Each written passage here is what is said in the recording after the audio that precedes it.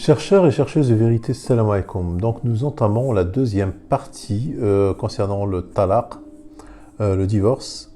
À savoir que le divorce est un sujet très très très important parce que on utilise donc des lois qui sont autres que les lois d'Allah et on les impute à la religion et on se sert en fait et on dit que c'est Allah qui a dit, et c'est ça l'association et c'est ça qui mettra en colère Allah le jour de la résurrection, bien entendu. Donc nous avons avancé dans du 224 au 230.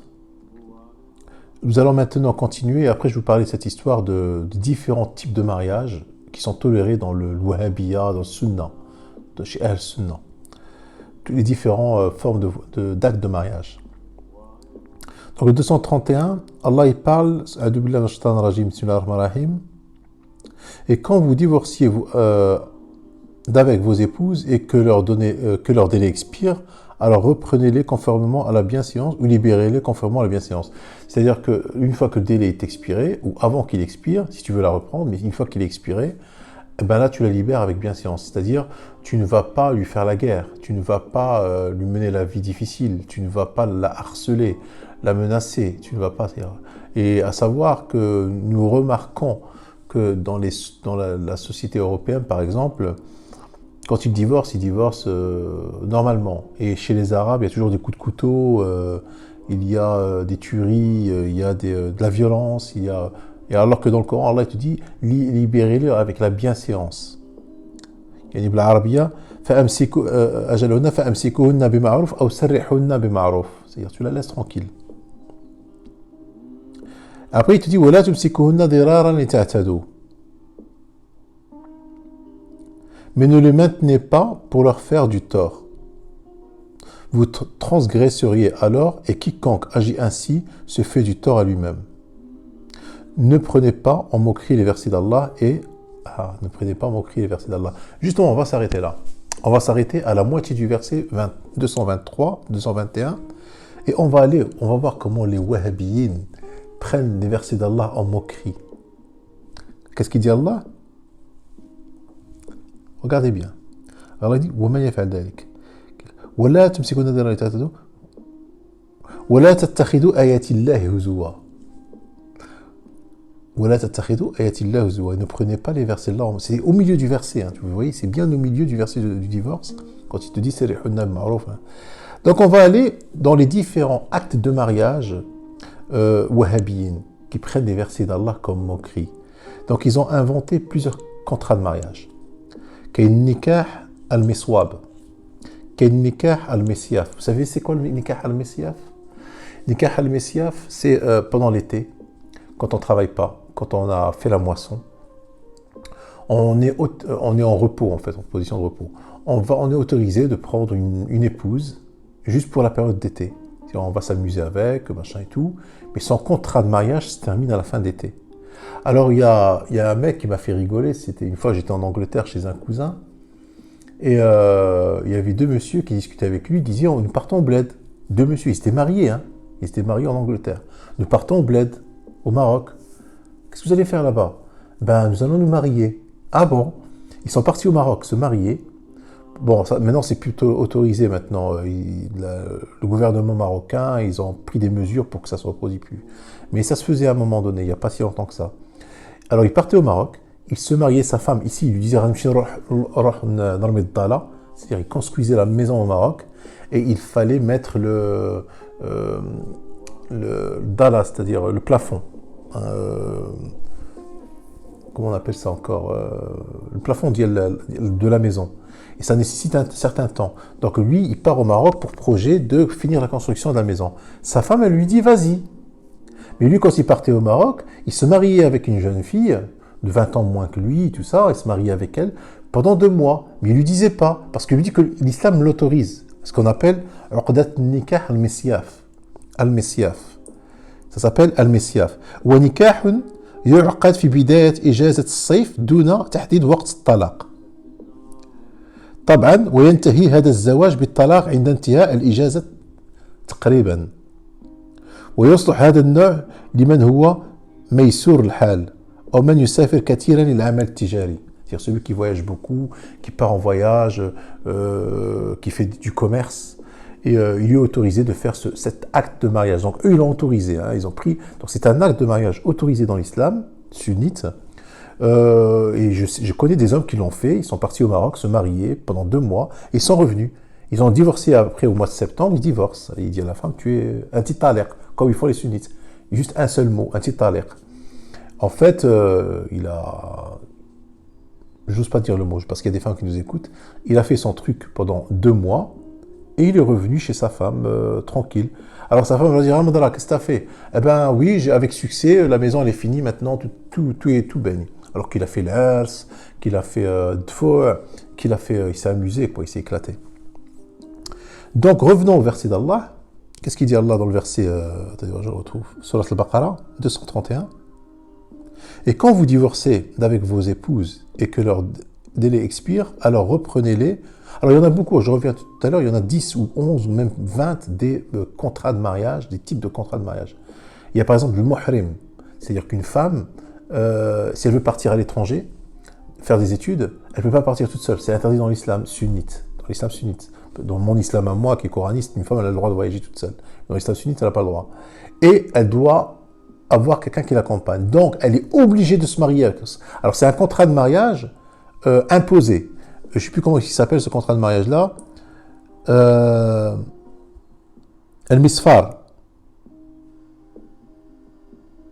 Voilà, El Misfar, ça s'appelle acte de mariage de Misfar. Après, il y a le Messiah. Après, il y a le Mihjaj. Alors, même le Mihjaj, celui qui part à la Mecque. Par exemple, une femme, pour partir à la Mecque seule, c'est haram parce qu'il faut un muhrim. Elle ne peut pas partir seule à la Mecque, il faut un homme. Donc, elle n'a pas un frère, son mari il est mort, elle n'a pas de frère, elle n'a pas de fils, bon, il lui faut un muhrim. Donc, elle fait un contrat de mariage qu'on appelle mihjaj. Ils ont inventé ça. Ils ont inventé beaucoup de contrats de mariage. Donc, takhadou ayatillah huzuwa. Qu'est-ce qu'il dit Allah dans Surat al-Baqarah? Et quand vous divorcez d'avec vos épouses et que leur délai expire, alors reprenez-les conformément à la bienséance ou libérez-les conformément à la bienséance, mais ne les retenez pas pour leur faire du tort. Vous transgressiez alors, et quiconque agit ainsi se fait du tort à lui-même. Ne prenez pas en moquerie les versets d'Allah.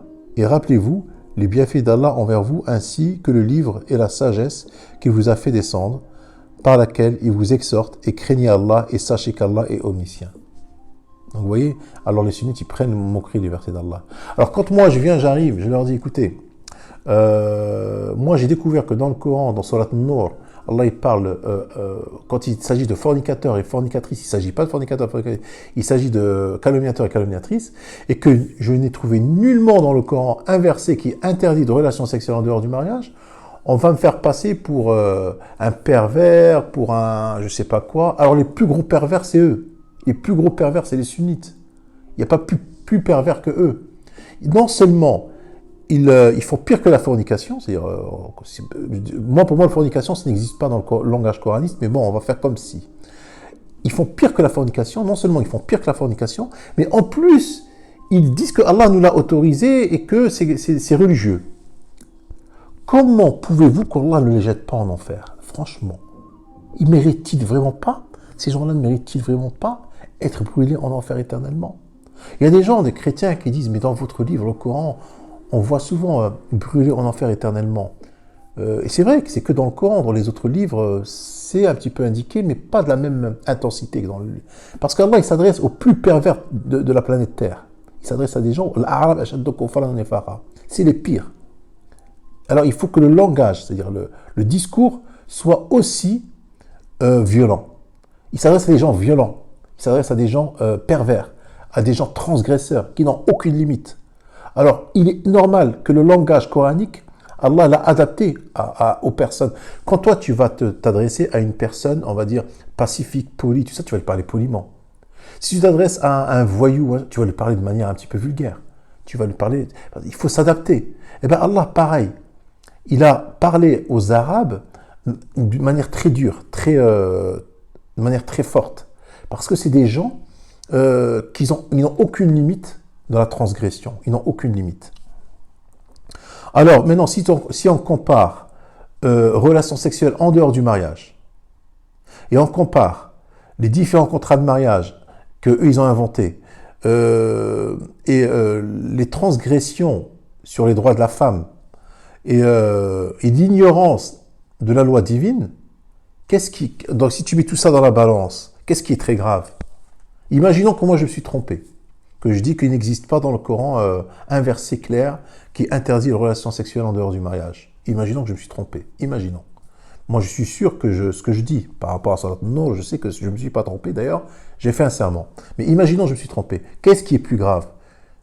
Moi, qui fais des recherches dans la parole divine, ou eux, qui ont inventé une autre religion satanique et qui l'imputent à Allah, qui sème le désordre sur terre, justement. Ça s'appelle semer le désordre sur terre. D'accord? Donc, je dis que c'est très grave ce qu'ils font. Je vais continuer, on est à 11 minutes. Alors, le 232. Et quand vous divorcez d'avec vos épouses et que leur délai expire, alors ne les empêchez pas de renouer avec leurs époux. Bon, ça c'est une pratique à la base juive, les juifs, parce que dans le film que je vous ai parlé, il y a un frère dans la vidéo, il a donné le titre, de ce film. Vous le regardez, c'est très intéressant. Et à la fin, dans ce film, la femme juive, elle était au bout des nerfs. Hein. Et elle a demandé à son mari, écoute, qu'est-ce que tu veux? Moi, je veux divorcer. Alors lui, il a dit, écoute, j'ai une condition. Si tu veux divorcer, j'accepte. Je vais dire au rabbin que j'accepte le divorce. J'accepte. C'est-à-dire, je vais te laisser partir. Mais j'ai une condition. C'était quoi la condition? C'est que tu ne te maries pas après moi. Et elle a accepté. Vous vous rendez compte? C'est-à-dire que les Juifs, déjà, ils avaient cette pratique-là. Et alors, les musulmans le faisaient aussi, les Arabes. C'est-à-dire qu'une fois qu'il divorce avec sa femme, il lui interdit d'avoir un nouveau mari. Il l'empêche d'avoir un nouveau mari. Et Allah, il te dit, ne le faites pas. Ici, dans le verset 232, il dit, ne le faites pas. Alors, ne les empêchez pas de renouer avec leurs époux, s'ils s'agréent l'un à l'autre, et conformément à la bienséance. Voilà à quoi est exhorté celui d'entre vous qui croit en Allah et au jour dernier. Ceci est plus décent et plus pur pour vous. Et Allah sait alors que vous ne savez pas. Alors, le 233, je ne rentre pas dans les détails, parce qu'Allah, il a détaillé. Le 233, il parle de allaitement. Non, il est important parce que là, on va parler dans la prochaine vidéo, on va parler à partir du 233, Inch'Allah, vous allez voir que il parle de pension alimentaire. Dans le 233, il parle de pension alimentaire. Après, il va parler de la pension compensatoire plus tard. La pension alimentaire, et là, c'est pas comme le font les chrétiens aujourd'hui dans les pays occidentaux. Moi, aujourd'hui, je suis divorcé, hein, je paye encore la pension alimentaire. Mes enfants, mon fils, il a 23 ans, le plus grand. Il fait des études. Il est pas autonome, donc je paye la pension alimentaire. Tant qu'il n'est pas autonome, il ne travaille pas, je paye la pension alimentaire.